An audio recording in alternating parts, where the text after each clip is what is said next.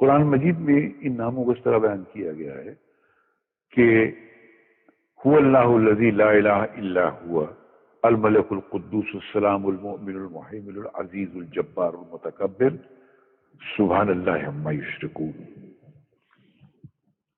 وہ اللہ ہی ہے جس کے علاوہ کوئی معبود نہیں ہے.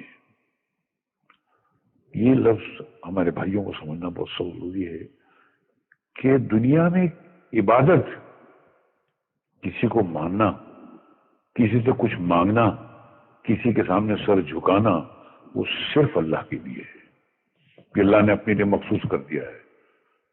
تو آپ کوئی ایسا کام مت کیجئے عبادت کا جو کہ صرف اللہ کے لیے مخصوص ہے.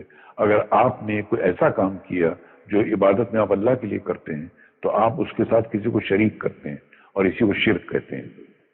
تو کبھی مت کیجیے گا سر، کوئی کتنا بھی بڑا ہو.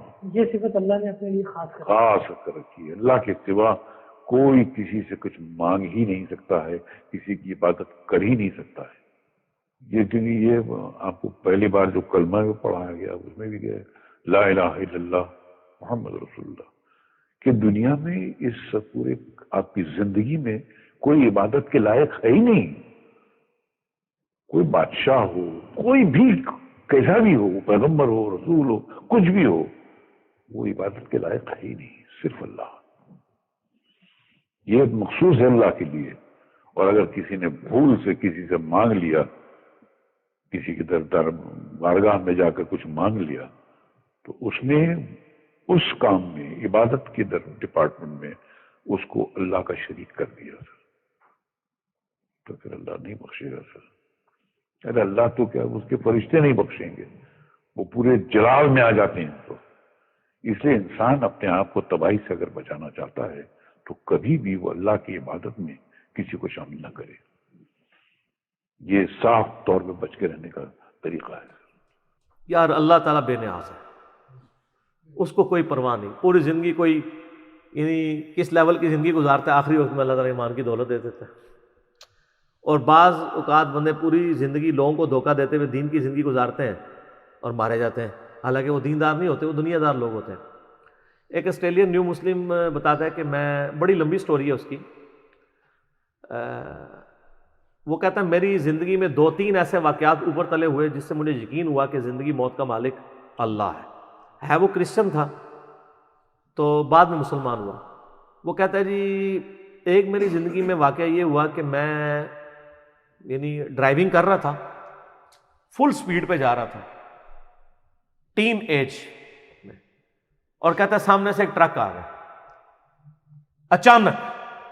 تو کہتا ہے میں نے آنکھیں بند کر لی کہ بس اب تو آخری وقت ہے. کہتا ہے ٹرک گزر گیا، مجھے کچھ بھی نہیں ہوا. کہتا ہے مجھے نہیں پتا یہ کیسے ہوا، نہ میں نے سٹیئرنگ موڑا نہ کچھ ہوا. کہتا ہے بہرحال اس ایک لمحے کے اندر کہتا ہے مجھے اپنی زندگی کی کئی ایک چیزیں آخری وقت جب بندے کو آتا ہے نا تو کہتا ہے مجھے اپنی زندگی کے کئی واقعات ریمائنڈ ہونے شروع ہو گئے کہ اب تو میری موت آ گئی ہے، میں نے تو یہ برائی بھی کی ہوئی ہے، یہ برائی بھی کی ہوئی ہے، یہ برائی بھی کی ہوئی ہے. اچھا کہتا ہے میں پریشان ہوا. پھر کہتا ہے کچھ دنوں بعد میں ایک ATM مشین کے اوپر پیسے نکالنے کے لیے گیا تو وہاں پہ کوئی بندہ اندر گھسا ہوا تھا. اس نے یہاں پہ ریوالور رکھی اور مجھ سے پیسے مانگے. تو کہتے ہیں میں نے اس کو پیسے نہیں دیے تو اس نے وہ پسٹل چلائی. کہتا ہے اس نے چلائی تو گولی نکلی، دوسری تیسری چوتھی پانچویں، اس گولی نکلی نہیں. تو کہتا ہے یہ 2 واقعات اوپر تلے میرے ساتھ ہوئے، یہ اللہ تعالیٰ پھر گائیڈ کر رہا ہوتا ہے. کہتا ہے میں نے پھر کہا کہ میں پرپز آف لائف کو تلاش کروں گا، مجھے 2 بار زندگی نہیں ملی ہے. تو اس بندے نے اسٹڈی کرنا شروع کیا، الٹیمیٹلی وہ قرآن تک، اسلام تک پہنچ گیا، مسلمان ہو گیا. پھر اس نے مسلمانوں سے بھی بڑا گلہ کیا کہ یہ آپ کا کام تھا ہمیں پرپز آف لائف بتاتے، زندگی کا مقصد کیا. تو وہ کہتا ہے کہ میری ایک نانی تھی نا، ان کی عمر 80+ تھی.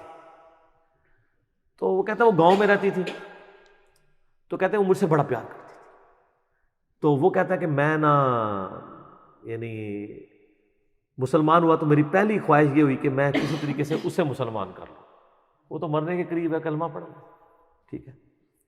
کہتا ہے میں اپنے گاؤں گیا تو میں نے اپنی نانی سے پوچھا کہ آپ مجھ سے کتنی محبت کرتی ہو. اس نے کہا بیٹا میں تو تیرے لیے جان بھی دے سکتی ہوں، سب کچھ. تو اس نے کہا میں جان نہیں مانگ رہا، آپ صرف ایک دفعہ شہادت پڑھ کہ اللہ کو ایک مانو، जीसस क्राइस्ट भी पैगंबर हैं, वो भी अल्लाह के बेटे नहीं थे, और जीसस क्राइस्ट ने हमें खबर दी है कि आखिरी नबी आएंगे मोहम्मद रसूलुल्लाह सल्लल्लाहु अलैहि वसल्लम। तो ये मेरी ख्वाहिश आप पूरी। तो वो नानी कहती है कि मैं मजबूर हूँ, तेरे साथ मुझे प्यार ही इतना है, चल तू कहता है तो मैं कलमा पढ़ के मुसलमान हो जाती हूँ। हाय हाय, एक हफ्ते बाद वो फौत हो गई। ये जनाब तकदीर के फैसले हैं। कोई शख्स पूरी जिंदगी कोशिश करता रहता है, ईमान नहीं मिलता उसे, और कोई शख्स मरने से एक हफ्ता पहले अल्लाह ताला उसके घर तक इस्लाम पहुंचा देता है। दोनों जिंदगी में उसने याशी की, यहां भी अपनी मर्जी की जिंदगी गुजारी और आखिरत भी अपनी मर्जी की गुजारेगी। आय हाय, ये खुदा के फैसले। इसलिए मैं कहता हूं कि जिनके माँ बाप काफिर है ना जी, या बदअकीदा है, मुसलमान है और शिर्क के अंदर मुब्तला है, पाँव पकड़ने पड़े, पाँव चूमने पड़े, हद रुकू झुके बगैर, पाँव भी चूम सकते हैं आप, हाथ चूमने पड़े, मिन्नत समाजत करनी पड़े, जैसा कि हम, ये शख्स कोई आम इंसान भी नहीं दे सकता कि उसके सामने एक बिल्ली भी आग में जल रही हो, उसको बचाने की कोशिश करे। तो अपने माँ बाप को, घर वालों को आग से बचाने की कोशिश करें। और मैं उस न्यू मुस्लिम से कहूँगा कि वो अपने माँ बाप के पाँव पढ़ के किसी तरीके से उन तक बात पहुँचाने की कोशिश करें, कुरान पाक पढ़ के सामने रखें, कॉमन टर्म्स के ऊपर बात करना शुरू करें, उनको बताएं पर्पस ऑफ लाइफ क्या है। दुनिया में इंसान इसलिए नहीं आया कि वो पैदा हो और वो खा पी के और बच्चे पैदा करके मर जाए, वो तो जानवर भी था। इंसान को अल्लाह ने एक सीरियस क्रिएशन बनाया।